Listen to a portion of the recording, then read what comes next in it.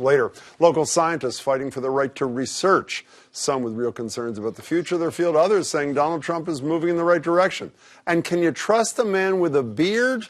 My thoughts ahead. But first to a staple of American democracy, the congressional town hall. That's when congressmen and women return from Washington to speak to their constituents, assuming they do. And these days, some of those constituents are speaking back loud and clear. You work for us. Everybody here. Now, 2020, you're gone. Displays like these have been largely targeted at Republican members of Congress being urged to push back on some of Donald Trump's policies. But it wasn't too long ago that Democrats were getting the same treatment, courtesy of Tea Party activists. And they're not exactly in the clear with their constituents now either. A Pew Research poll conducted this month finds 72% of Democrats and Democratic-leaning respondents are worried Dems in Congress will not do enough to oppose Trump, while just 20% are worried they'll go too far. At least one Massachusetts Democrat has chosen so far to be a relentless critic. In an interview with the Globe last March, Congressman Seth Moulton compared Trump's rise to that of Hitler. He tweeted shortly after the inauguration, "I'm ashamed that you are our president." And earlier this month, quote, "Every day he makes us question his loyalty to us and our Constitution." Congressman Moulton joins me now. Congressman, thanks so much for being here. It's good to be back. Your relentless criticism of Trump seems to fit what I'm reading as the emerging party of no strategy of the Democratic Party. Is that the right direction for your party to take? Well, look, I was elected on a platform of bipartisanship, and I'm very proud of all the bipartisan achievements that I've been able to accomplish in the House. In fact, I was just named the vice chair of the bipartisan working group that meets every single week. Very Democrats small group, and Republicans. Right. Well, no, I'm kidding. We're trying to make it bigger. But look, so I'm the biggest believer in bipartisanship, but I think Trump is uniquely dangerous. And I think a lot of Republicans realize this, too. That's why so many Republicans outside of politics opposed him during the election. Well, actually, one inside politics. You were in Munich for the speech when John McCain didn't name him but excoriated him in front of the world. Did he not, a week or so ago? That's absolutely right, and Senator Graham has stood up alongside him. So there are emerging Republicans who are speaking out about how dangerous he is for our country. But look, I wouldn't be saying this stuff about a President Romney or a President McCain. Trump is uniquely dangerous, and that's why Democrats and Republicans have to speak up. Do you share the philosophy of the perspective of your colleague John Lewis that Trump is not a legitimate president? Well, I'll say this, that I'm convinced that Russia had a significant impact on our election. And given how close the margin was, I don't think there's any way he would have been elected if not for Russian meddling. So is he not legitimate? Well, I mean, it depends on what your definition of legitimate is. What's your definition? My definition is a free and fair election that does not involve the influence of a foreign power, and I don't think this election meets the test. So he's not legitimate? Well, he's not legitimate in terms of the way that the election was carried out. But look, the bottom line is he's our president. I'm going to work with him if he shares our priorities. Like if he's actually, you know how important infrastructure is to me. $1 trillion he's talking about. If he wants to do that in a responsible way and actually pay for it, which his plan right now doesn't do, but if he wants to pay for infrastructure, not just increase the national debt, then I'll support him on that. I'm willing to work with him, but I'm also going to not stand down when we've got to oppose them on fundamental values. Seth Moulton, you mentioned the Russians a minute ago, and I think I read the other day, obviously you correct me if I'm wrong, that when the New York Times report came out, even though Trump is denying it, the report came out that members of his leadership team had been in touch with Russian government officials.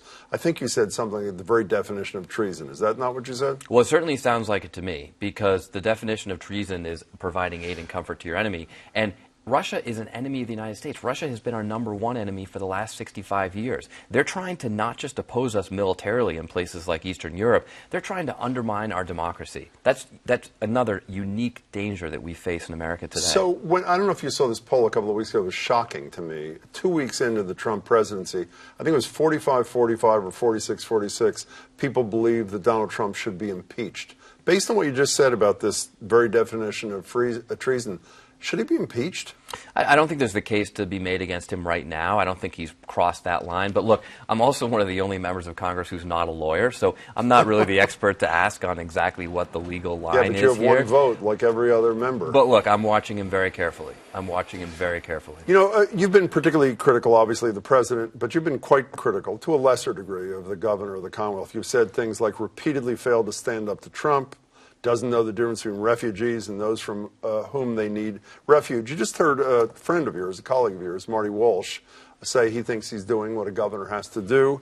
Maura Healey was here last night, and after she said, I certainly would have loved to have seen the governor at any number of rallies, she went on to say this. I am appreciative that he has been a governor who has been supportive of our work around the travel ban, and he stood up in support of immigrant communities. That kind of solidarity, that kind of unity right now for Massachusetts is really, really important. It sounds like they're talking about somebody totally different. I mean, what are they missing? No, that's not true, because you're just picking certain comments that I've made, and there are a lot of things that Charlie Baker has done very well. No, but they're commenting about the same parts of Baker's behavior. Because they're talking about it after the fact when he changed his mind. I mean, let's not forget, he was opposed to having refugees come to Massachusetts. People like myself spoke up, and he changed his mind. And he you know, I think did the right thing in the end. And he should get credit for doing the right thing. But sometimes you just need to have the judgment to do it right from the beginning. And I think in the case of Trump, we need to have more Republicans, not just in Washington, but across the country, stand up to him when he assaults our fundamental values and our own Constitution. So how's Baker doing on that front right now, not in the past, today? He's doing better, but I think he could do a lot more. Do you know, by the way, you're not considering running against him, are you? A lot of people speculate. You're not? I'm not. I have no plans to run against Charlie Baker. Lieutenant General McMaster, do you know him? I do. Obviously, Flynn's gone, McMaster's in. What do you think of him? Huge improvement. I mean, couldn't be better. General McMaster is a general who's willing to stand up to the critics. He's willing to stand up to the status quo. He's a general like General Petraeus, who I work for. Right, who's considered a little bit of a maverick in the military, but in all the right ways. You worked for Mattis, too, did you not, the new defense secretary? Well, I was a lieutenant when he was a division commander, so I didn't know him. So for a guy like you, who has been critical of virtually everything, I think it's fair to say Donald Trump has done, except maybe talk about an infrastructure thing, he's got Mattis. He's got McMaster. Look, I came out from day one and supported Mattis. I know you did. So is his national security team not looking like the best you could imagine from a Republican, even if he stumbled his way there? It's looking a lot better. I do think he stumbled his way there. I mean, look, he picked General Mattis because of his nickname, Mad Dog. I wrote an op-ed in the USA Today saying, you know, look, get him in there quickly before Trump realizes that he has them all wrong. He's actually one of the most well-read generals out there. You mean because of his position on torture and some things like that? All sorts of things. Okay, and he's quite an academic general. He's a real moral leader, and that's the kind of leadership we need. I think you'll see that from General McMaster as well. But the question is, will Trump listen to these guys? Because they clearly didn't listen to General Mattis with the travel ban. I said very clearly, I came out and said, there's no way that General Mattis agrees with this. And sure enough, a couple days later, he came out and suggested all sorts of changes because he clearly didn't agree with the order. Isn't the key for judging McMaster whether or not he's able to dump Steve Bannon from the National Security Council? Isn't that really the critical issue? I don't know. In the short term? Yes. I mean, to put it bluntly, yes. Because Steve Bannon's influence, I mean, Steve Bannon is a white supremacist who is Donald Trump's #1 advisor. He sits in the White House. And as has never been done before, he's taken the position of the chairman of the Joint Chiefs of Staff and the director of national intelligence, kicked them off the NSC to put himself on. That's dangerous for everybody. We only have 30 seconds left. Did you just go to Cuba? I did. Yeah, my understanding is what you've said is not only is the potential of reimposing an embargo a bad thing for the Cuban people, but we suffer. Give me the short version of how we suffer. We brought a bunch of biotech experts from industry and academia down there who wanted to talk to Cuban scientists. They're the #1 leader in the Zika virus. They have fighting the Zika. Fighting the Zika virus. #1 worldwide leader. They have a vaccine against lung cancer that's currently undergoing trials in the United States. What I realized on this trip, when a Harvard medical school professor leaned over to me and said, this stuff is really important, Seth. We need to have this conversation. I realized that the embargo is not just hurting the Cuban people, it's hurting us as well. Now, there needs to be a lot of political change in Cuba. I think removing the embargo will get that change to happen faster, and that's why I'm so supportive of it. Seth Moulton, it's good to see you. Good to see you too, Thanks Jeff. so much for your time. I appreciate it.